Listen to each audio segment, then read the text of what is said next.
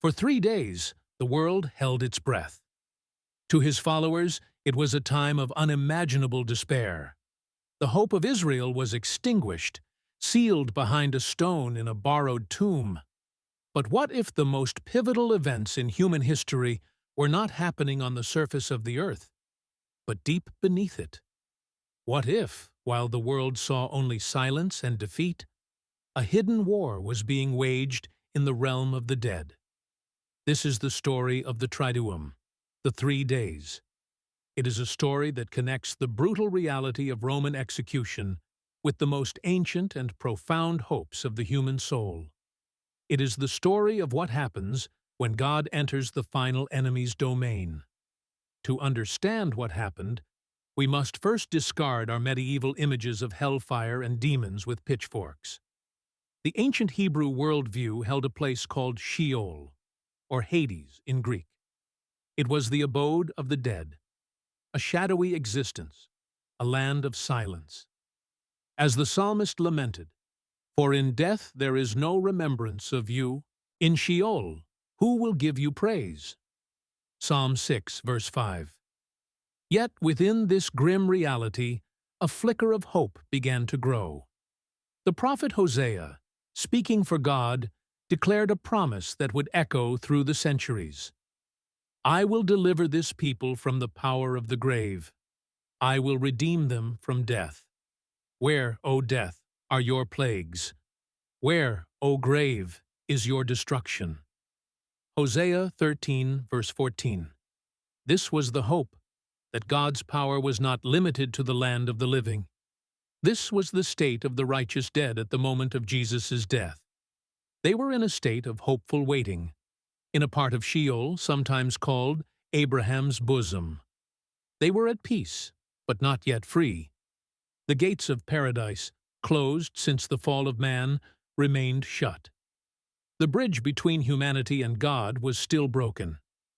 This is the event known in the ancient creeds as the descent into hell, or more accurately, he descended to the dead. It is the harrowing of hell. This is not a myth from the Middle Ages. It is rooted firmly in the New Testament. The Apostle Peter, on the day of Pentecost, explains the resurrection by quoting King David. "For you will not abandon my soul to Hades, nor let your Holy One see corruption." Acts Tahrifatos 2, verse 27, quoting Psalm 16, verse 10. Peter argues that David was prophesying about Jesus, whose soul was not left in Hades. But what did he do there? The first epistle of Peter gives us the most stunning clue. It states that Christ, being put to death in the flesh but made alive in the Spirit, in which he went and proclaimed to the spirits in prison, who formerly did not obey. 1 Peter 3:18-20. And later, "For this is why the gospel was preached even to the dead." 1 Peter chapter 4, verse 6. The imagery is of a divine rescue mission. The sin of Adam had imprisoned humanity in the realm of death. Christ, the new Adam, enters that prison not as a captive, but as a conqueror.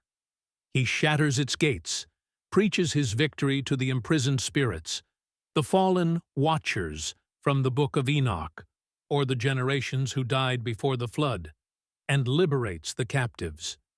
This is the ultimate link between the Old and New Covenants. The faith of Abraham, Moses, and David was not in vain. Christ descended to gather them, to lead them in a triumphant procession to the Father's side. As Paul would later write, "When he ascended on high, he took many captives." Ephesians 4:8. So, what is the veracity of this incredible doctrine? From a purely secular, historical perspective, it is unverifiable. It exists in the realm of theology and faith, but its implications are the very foundation of the Christian worldview. The lesson of the descent is that Christ's work was cosmically complete.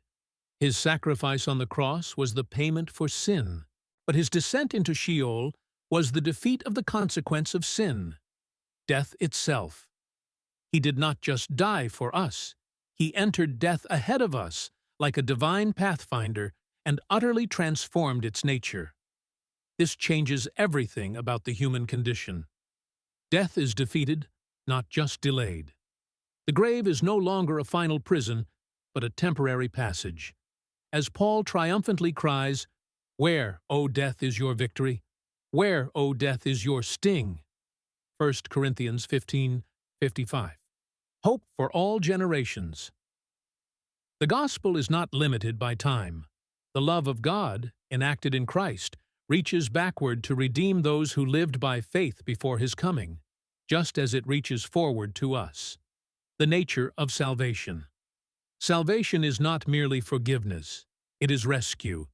It is being liberated from the kingdom of darkness and transferred into the kingdom of light. The veracity of this idea is tested by its power. The doctrine of the descent gave the early church a ferocious courage. They could face martyrdom not as a tragedy, but as a direct entry into the victory parade Christ had already begun. They were not following a teacher who had merely survived death, but a God who had conquered it from the inside out. So, what else should we know? What is the hidden thread that connects the realm of the dead to our daily lives? The most profound implication is that nothing is lost to God. No part of the human experience, not even the despair of death, the silence of the grave, or the long centuries of waiting, is beyond the reach of his redemptive power. In the 3 days, God was at work in the deepest darkness, turning the very heart of enemy territory into the site of his greatest victory. The silence of the tomb was an illusion. It was the silence of a battlefield after the war has been won. The stone wasn't rolled away to let Jesus out. It was rolled away to let the world see that the tomb was empty, that the prison was vacant, and that death itself had been taken captive. The 3 days were not a pause in the story. They were its climax. For in that great silence, the voice of God was speaking a final, victorious word over all of creation, a word that echoes into eternity. It is finished. This is Hidden Histories. Like, share, and subscribe for more biblical mysteries, ancient truths, and forbidden knowledge revealed daily.